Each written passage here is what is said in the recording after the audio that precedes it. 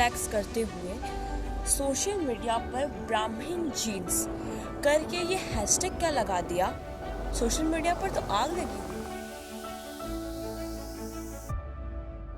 अच्छा, क्या बर्दाश्त नहीं हो रहा तुमसे ये कि एक लड़की ट्रेंडी आउटफिट में तुम्हारी बनाई हुई सो कॉल्ड मॉडर्न वर्ल्ड में स्टैंड आउट कर रही है।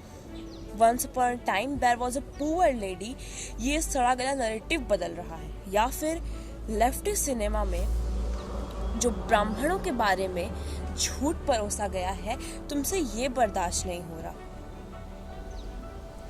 गांव का सबसे शरीफ आदमी कौन? खान चाचा। और सबसे मक्कार मंदिर वाला पुजारी। फिल्मों के मुहावरे भी ऐसे बनाए गए कि मानो ब्राह्मणों की पहचान को कलंकित कर दिया गया हो। हवस का पुजारी, गुनाहों का देवता। अरे भाई साहब, हवस का मौलाना क्यों नहीं? पाप का पादरी क्यों नहीं? किसी समझदार व्यक्ति ने क्या खूब कहा है कि जब तक इस देश में सिनेमा है। अच्छा खैर, सुनो मेरी, क्या पानी में पत्थर फेंकने से और या लाठी मारने से पानी फटेगा तो नहीं, और तुम लोग के तिल मिलाने से ब्राह्मणों का गौरव घटेगा नहीं। एक बार किसी क्रांतिकारी को जनेऊधारी का कह दिया गया, लिबरल्स तो ऐसे छनछना उठे कि मानो इनको जले हुए तावे में बैठा दिया गया। सुनने की तो हिम्मत तुम में है नहीं, पर बोलने पे मजबूर कर देते हो, तो आज बोलना पड़ेगा। पहली बात तो ये समझ लो कि ब्राह्मण आकाश जैसा हृदय लेकर पैदा होते हैं। इन्होंने कभी किसी को पराया माना ही नहीं, और आज भी नहीं मानेंगे। हमारा इतिहास पढ़ो, हमने क्षत्रिय राजाओं के सिंहासन अपनी पीठ पर थामे और आज भी थामेंगे।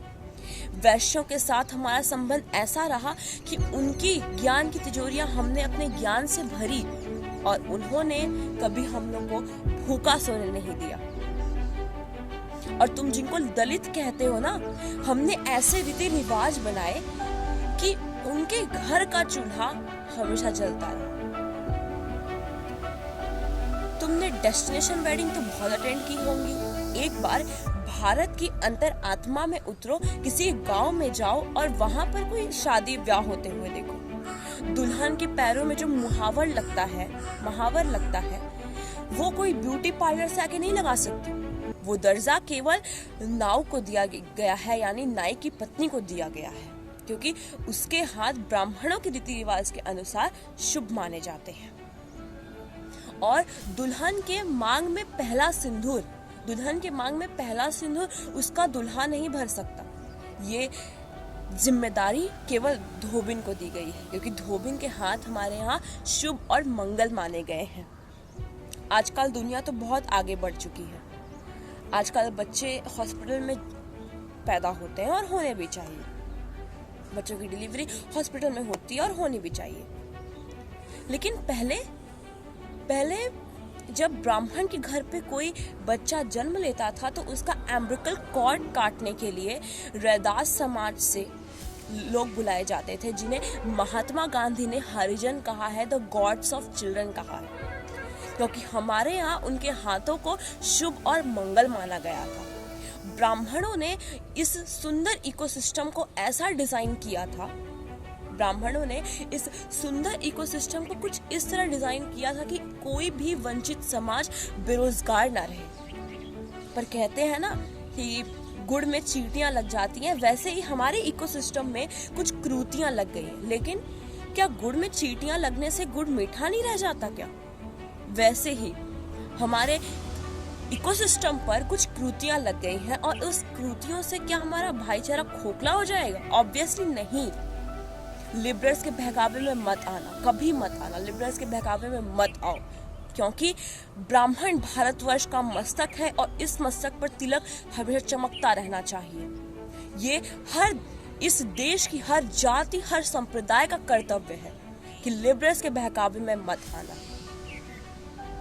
ये ब्राह्मण जिन्स केवल मेरे में नहीं, आप सब में भी है। अगर आपको कभी ब्राह्मण टीचर ने पढ़ाया हो, या आप कभी किसी अटल बिहारी की कविताएं सुनकर आपके अंदर देश प्रेम जागा हो, या मानस की तुलसीदास के मानस में सीता हरण का प्रसंग देखकर रोए हो, पढ़कर रोए हो, तो ये ज्ञान की भावना, ये देश प्रेम आप सब में भी है। जी हाँ, ये आप सब में भी है। अगर ब्राह्मण कुल में जन्मे हो तो गर्व से कहो मैं ब्राह्मण हूँ। यदि किसी और गौरवशाली कुल में जन्मे हो तो भी विनम्रता के साथ कहो कि ब्राह्मणों का तो उपकार है मुझ पे, ब्राह्मणों का तो उपकार है मुझ पे, मैं इनका अनादर कभी नहीं कर सकता। इसको गुलामी मत समझना मेरे भाई। कोई भी मुसीबत आएगी, ब्राह्मण तुम्हारा साथ देंगे, हम सब तुम्हारे साथ खड़े रहेंगे। तो कभी ये मत सोचना कि अरे हम सप्रेस्ड हैं, हम गुलाम हैं। तो से कहना ब्राह्मणों का उपकार है हम पे, मेरे अंदर भी देश प्रेम, मेरे अंदर भी देश की भावना जागृत हुई। जय ब्राह्मण, जय भारत, जय हिंद। धन्यवाद।